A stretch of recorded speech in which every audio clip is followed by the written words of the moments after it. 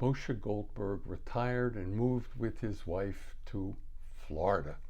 And on their first day, they're walking along the beach in Miami, and Mrs. Goldberg strikes up a conversation with another couple. She calls Moshe over and she says, "Meet the Horowitzes."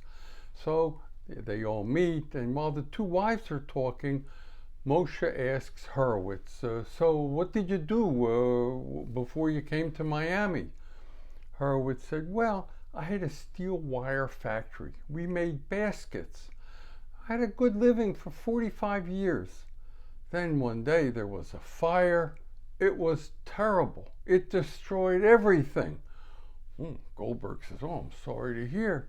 Horowitz says, "Well, it wasn't so bad because we had insurance and it covered everything. They gave me a big lump sum check, the insurance company, and I had a choice. I could start up again or I could retire. I'm 75. I decided to retire and we moved down here." "Well, sounds good," says Goldberg. "It wound up okay, I guess." Horowitz says, "What about you?" He said, "Well, I had also a little factory in New York, and we made sheet metal fabrications. One day, after 52 years in the business, there was this terrible hurricane that came, and it destroyed everything." Oh, Horowitz says, "I'm sorry to hear."